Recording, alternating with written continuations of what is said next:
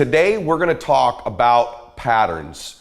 Yes, every human being almost runs like a software program in their mind, and they run these patterns of behavior, patterns of thoughts, patterns of words, patterns of performance.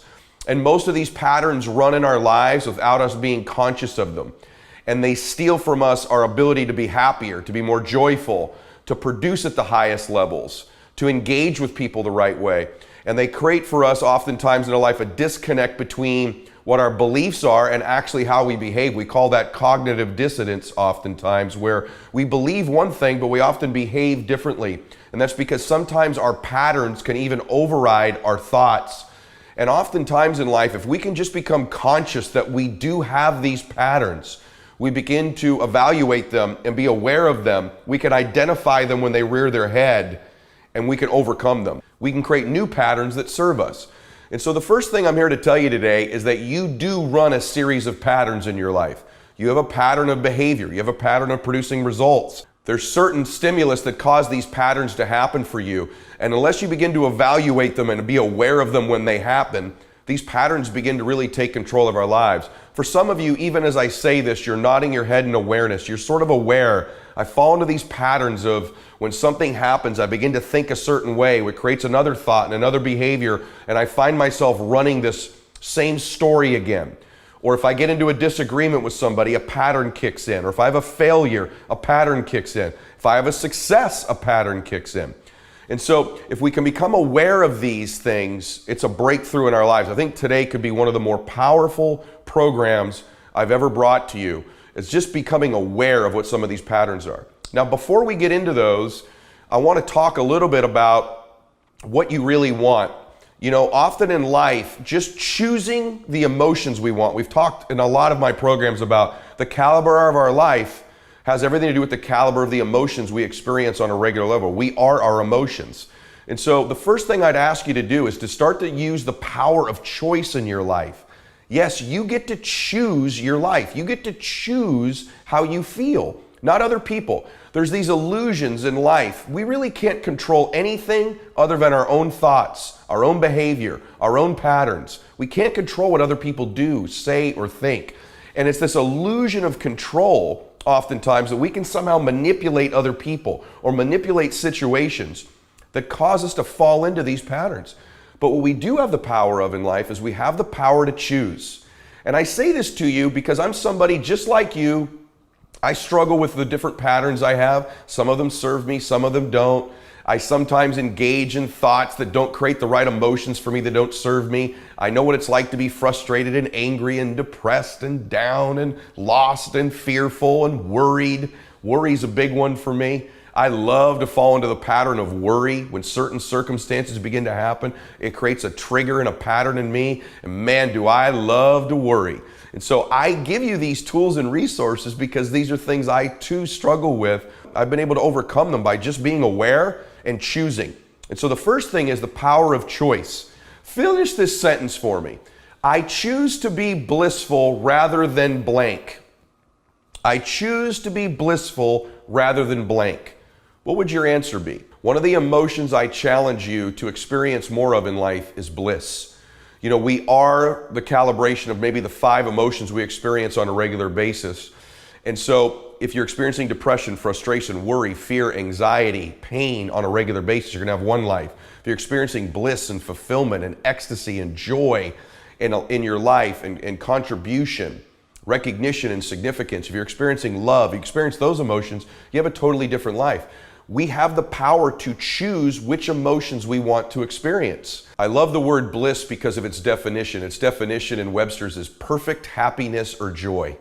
I love that. Webster's also says some of the synonyms for bliss are joy, pleasure, ecstasy, delight, happiness, euphoria, heaven, paradise, Cloud 9, utopia, Eden. These are all synonyms for the word bliss. I like how all of those sound. Those are the noun versions in the dictionary of bliss. The verb, the action of being blissful, according to the dictionary, is to reach a state of perfect happiness, typically as to be oblivious to everything else. Wouldn't that be amazing to be in perfect happiness and be oblivious to everything else? That's the verb or the action of being blissful. And the antonym, according to Webster's, to bliss is misery. And the last thing we want to be is feeling misery. So it's the antithesis of misery. So I choose to be blissful rather than what? What if you could choose every day to be blissful? But oftentimes, we don't choose to be blissful because we choose to be right. We choose to win. We choose to be significant. We choose to be in control. We make choices to try to experience other emotions. And by the way, all of these other emotions are typically outside of our control. Winning is outside of our control. Dominating is outside of our control. All of these things are something we can't control, and we choose them over bliss. But what if you just made a conscious decision right now? I choose bliss. I choose to be blissful rather than blank. And it's being aware of the other things you choose so that you can be conscious when you go to choose those things, you go for bliss instead. And by the way, not making a choice is a choice. A non-decision is a decision. If you don't choose consciously to begin to experience the emotions you want, okay, for me, bliss is very important. Joy is very important. Peace is very important. Contribution is very important. Connection is very important. What are the 5 emotions that if you could choose them, you'd experience on a regular basis? Just take an inventory of that. You don't have to be perfect. They may change. There may be 8. But what are 5 ones right now? Say them out loud to yourself. What are the 5 ones you'd want? Is it love? Is it ecstasy? Is it joy? Is it passion? Is it intensity? Is it focus?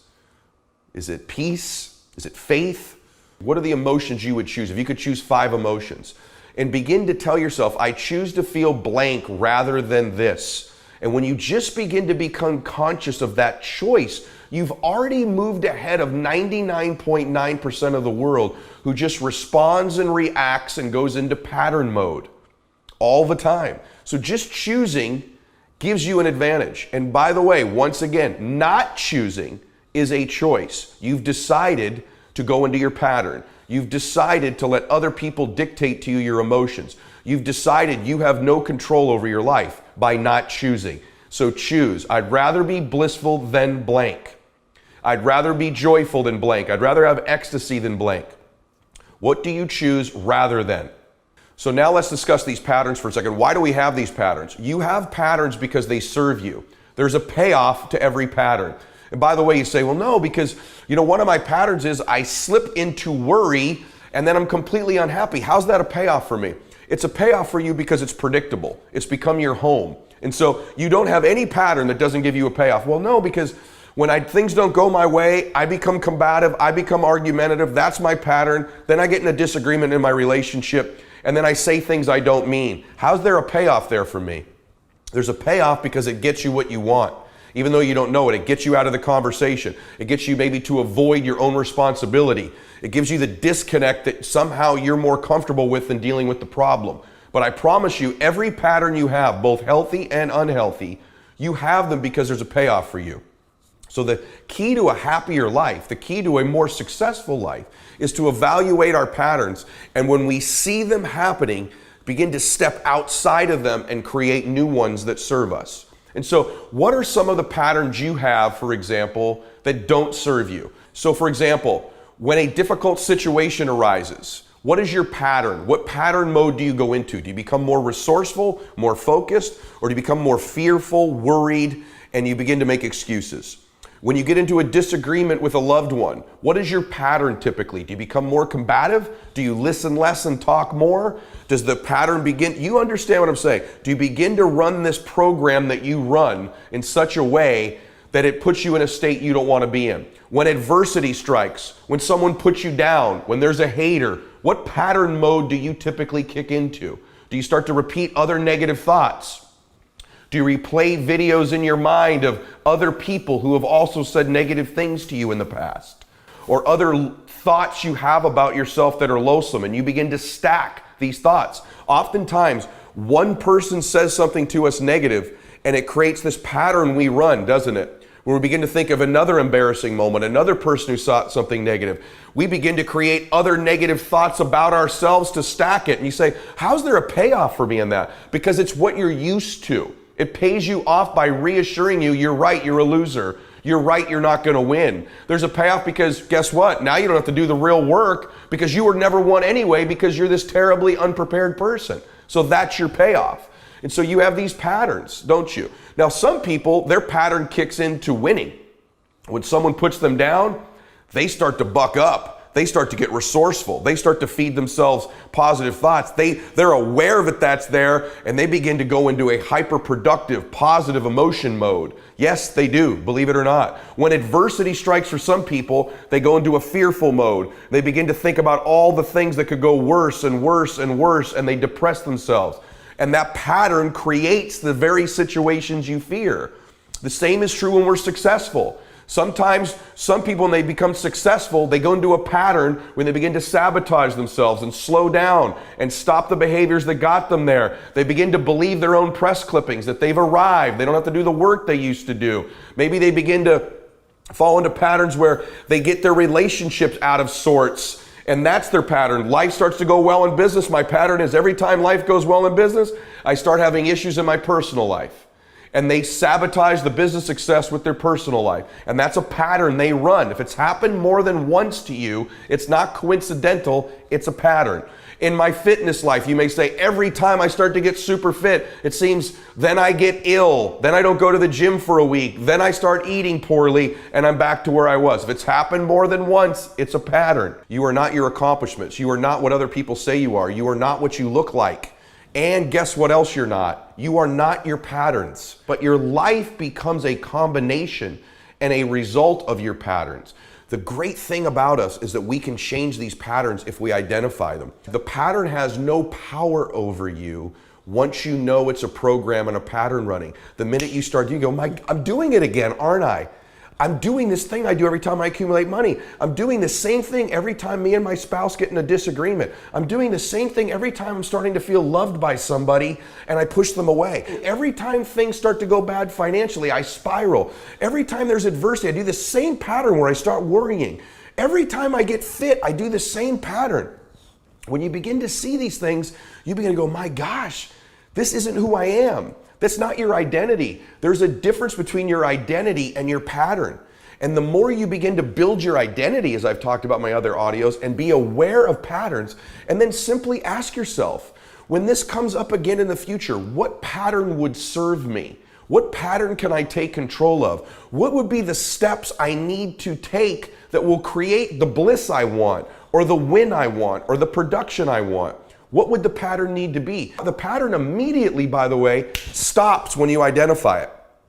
The pattern only hurts you when it runs unconsciously. The pattern loses all its power over you once you see it. It's gone. It can't continue to run once you're aware of it, because all of a sudden you're like, I know what I'm doing, here I go, and you can begin to identify it and make a shift. So this is so critical. Start to ask yourself, am I running one of these patterns? What are some of the ones I typically do that serve me? And what are the ones that don't serve me? And what we do in our life is we compare too much. And so remember this, you're working on your identity, okay? Everybody wears what I would call like a mask, a public mask, or even a social mask. It's the person they present themselves to be. You do it too, I do it as well. It's the person everybody thinks we are. And so it's the person we reveal to the public. It's not whom we really are. It's not our real thoughts, our real behaviors, our real hope. Everybody wears this public mask, or this social mask I call it, where it's who they want everybody to think they are. It's the best put version of themselves. And if you're not careful, you begin to compare your own real identity with other people's public mask. And this begins to create a pattern for you.